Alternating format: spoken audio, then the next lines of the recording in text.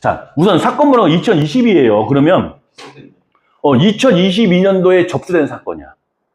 이게 그러니까 그럼 2022년 접수된 사건이 25년도에 나오면 지금 3년 됐잖아요. 그럼 이제 3년도 동안 여기 있는 도화동에 부동산이 어떻게 되냐에 따라서 예를 들어 3년 전보다 지금 떨어졌어.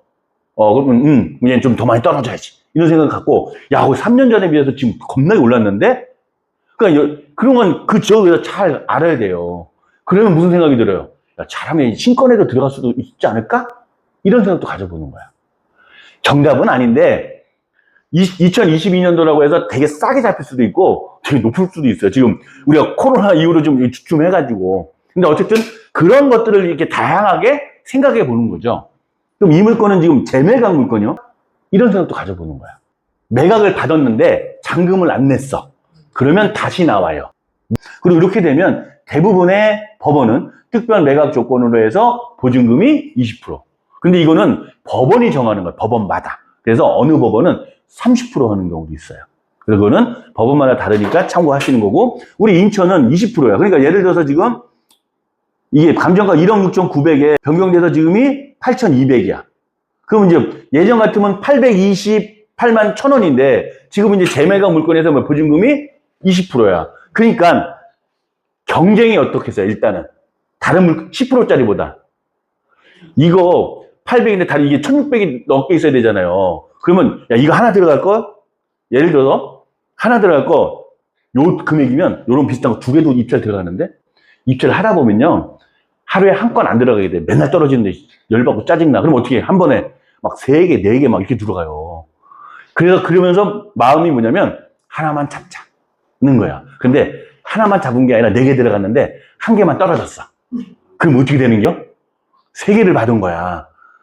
그러면 이제 잔금 내라고 이제 똥줄 타는 거죠. 그래서 잘해야 돼요. 그러니까 그럴 때는 너무 높게 안 쓰는 거지. 권리구동 문제가 없는데 이 사람은 분양을 한 거 아니에요? 그건 이제 조사를 해봐야 돼. 네. 변경 누가 있잖아. 네. 그러면 저희 같은 입장에서 변경이 된 것이 왜 변경되는지 확인을 하고. 대부분은 안 해도 돼요. 안 해도 돼요. 그럼 법원의 문제야. 현황조사서, 매각물권명세서, 감정평가서, 그리고 문건 처리 내역과 송달 내역을 보라 그랬어요. 저번에 우리 모임에서 그런 거 디테일에 설명했는데 요걸 보는 거야. 그러면 예를 들어서 지금 첫 번째 문건 처리 내역이에요. 그러면 경매, 유예 등 신청서 제출, 전세 사기 특별법에서 이렇게 됐잖아. 그래서 뭐예요? 연기된 거야. 근데 결론은 몰라도 돼. 근데 이거는 어느 정도 좀 이 수준이 되면 궁금하긴 해. 이렇게 찾아봐서 아 이렇구나. 이게 이제 참고는 돼도 이걸 몰라서 우리가 입찰을 못 들어가거나 이러진 않아. 그래서 너무 고민 안 하셔도 돼요. 근데 중요한 건 아까처럼 내가 입찰 들어가기 전에 꼭 알아야 될 것, 이걸 알으면 좀 도움이 되겠다는 거. 이거는 구분해서 우리가 판단을 해야 돼요. 그러니까 예를 들어 꼭 확인하고 알아야 될 거는 반드시 해야 되는 거야. 이거는. 만약 이걸 내가 못했어. 그럼 어떻게 해야 돼? 입찰을 포기하는 거야. 머릿속에 명확하게. 근데 하다 보면 딱 납뺀질 딱 해가지고 전에도 이상 없었는데 뭐 이상 없겠지. 꼭 들어가요. 근데 그게 문제가 돼. 그래서 원칙을 정해놓으면 반드시 그 원칙을 지켜야 돼. 그러면 실수할 일이 없어요. 가끔 실수하는 일들이 그 원칙을 본인이 정해놓고 본인 스스로 깨. 그래서 빌어먹어. 그러니까 이걸 꼭 지켜주면 돼요. 자, 이 물건은 그러면 자 지금 1억 6,900에 감정가 대비 49, 반값이에요. 8,200. 자, 전용이 18평이고 빌라야. 2층이야. 일단 사진을 봐도 멀쩡하죠. 정보지가 좋은 게 여기 소멸 기준 써 있잖아. 그 얘를 기준 밑으로는 뭐 다 원칙이다? 소멸이야. 등이 깨끗하고 임차인이 얘보다 전입이 빨라야 돼. 뭐 대항력 이런 거 따지지 말고 그냥 여기 말소 기준 권리인 이 근저당보다 임차인이 전입일자가 빨라야 돼. 얘가 근저당이 13년 12월 11일이고 임차인 임용기 전입일이 18년도야. 늦죠? 그러면 소멸. 뭐 최후 3년 바꿔 떠나 일단은 입찰자가 인수할 건 없어. 그러면 등기상 깨끗. 임차관계 깨끗. 대금 지급 기한이나 요놈이 미납했는지. 왜 그랬을까를 하는 거예요. 특히나 이런 나홀로 아파트 이런 것들하고 빌라 이런 것들은 이 토지는 지목이라 그러죠. 그걸 알려면 뭘 봐야 돼요? 토지대장. 건물은 용도라 그래. 용도라. 그럼 이 건물의 용도가 뭐냐를 알려면 어떻게 돼요? 건축물 대장을 내야 돼요. 자, 이 토지가 주거지역이냐, 상업적이냐, 공업적이냐, 이런 거는 토지이용계획 확인원을 봐야 되는 거예요. 거기는 이제 국토계획 및 이용에 관한 법률에 의해서 나오죠. 그럼 이제 얘가 건물이, 이거 빌라가 맞아? 를 봐야 되잖아. 그럼 뭘 봐야 돼? 자, 여기 대부분의 이런 경우는 정보지에 다세대 빌라 이렇게 돼 있잖아요. 그러니까 당연히 얘 또 여기에 구조, 요도 빌라처럼 생겼잖아. 딱 이게. 외관도 봐요, 지금. 얘 2층이죠, 이거 지금? 2층. 누가 봐도 딱 계단 타고 가면 왼쪽, 오른쪽 1호, 2호. 딱 빌라잖아, 지금 이거. 빌라라고 생각에 거의 의심의 여지가 없잖아요. 그러면 이렇게 봤어. 그런데 실제로 이 지역이 지적도를 보자고. 상업지역이죠. 상업지역에는 대부분의 경우 조례에서 상업지역은 원래 뭐요? 상가를 좀 활성화시켜야 되잖아. 근데 여기다가 주거를 진대. 그럼 주거만 지면은 이 지역이 상업지역으로서 제대로 역할을 할 수가 한계가 있단 말이야. 그래서 조례로 이런 지역은 반드시 상업과 주거를 비율을 이렇게 정해놨어. 이렇게.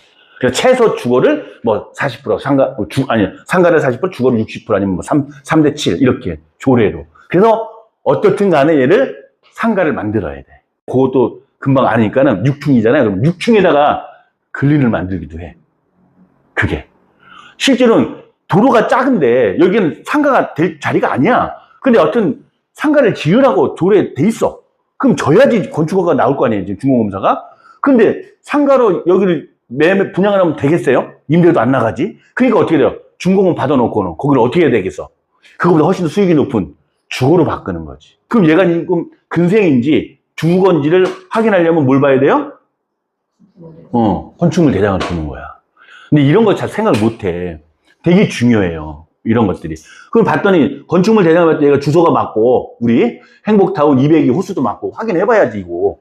얘가 다른 걸로 여기다 껴놓을 수도 있어요. 가끔 그런 거 보여. 하다 보면. 그러니까 그러면 이 건축물 대장이 우리가 건축물 대장을 하려면 어떻게 돼요? 뭐 구청 건축과 가서 뛰던가 민원실 가던가 아니면 지금 정부24 세움터 무료로 뛰니까 그러면 그건 확인되지. 근데 여기는 정보지는 얘가 잘못돼 있다고 해서 얘가 책임을 지는 게 아니야. 참고하는 거야. 그리고 용도는 여기 나와. 얘가 지금 2층, 요거 202호잖아. 근데 용도가 뭐예요, 지금 얘가? 2종, 근린생활지역 사무소야. 그걸 뭘로 했어, 지금? 주택으로. 그럼 이게 뭐예요, 지금? 위반 건축물이야.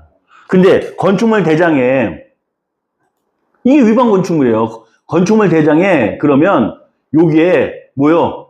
위반 건축물하고 네모하게 이렇게 팍 찍혀. 근데 안 찍혔잖아. 안 찍혔다고 해서 얘가 그럼 위반이 아니야? 위반은 위반이지. 근린생활시설 주택으로 쓰고 있으니까. 다만 뭐예요? 적발이 안 됐어. 그러면 이제 이걸 받았단 말이에요. 그럼 이제 이 사람이 대출을 알아볼 거 아니에요. 그럼 은행에서 이거 대출 나가 안 나가? 안 나가. 그때 아는 거야. 아, 내가 받은 게 주거가 아니네. 이런 빌어먹을 이렇게 되는 거지. 그리고 이제 그동안 안 걸렸어요. 그럼 이 사람 살고 있을 거야 누군가. 좀 아까 임차인 있었잖아요. 그럼 이 사람 내보내려면 이사비용 달라 그러잖아. 근데 이 사람은 살고 있는 사람은 보통 알고 있을 가능성이 매우 높지. 자기가 원하는데 이사비용을 안 줘. 그럼 이 사람이 나가면서 어떻게 할까? 민원 넣지. 이거는 뭐 예외 규정이 없어. 원상복 해야 돼. 이런 경우는. 상업지역이 이런 경우는 특히 요거 아주 조심해야 돼요. 여기 임차인이 지금 6,300이 있어. 그것도 지금 대출이 있어서 2억 6천 있어서 이렇게 들어간 거예요. 응? 그러고서는 이 사람이 이제 전세 사기래잖아 지금 이거. 근데 이거는 어떻게 보면 또 냉정하게 보면 뭐요? 야, 네가 지금 저당권 있는 거 알고 지금 일반 이 평수에 만약에 그냥 나왔으면 이 금액으로 택도 없지. 그렇지. 응? 그런 것도 있는 거예요. 어쨌든. 근데 우리는 그런 것들을 캐치해야 돼. 그럼 결론 들어가 말어. 이런 건 제끼는 거예요.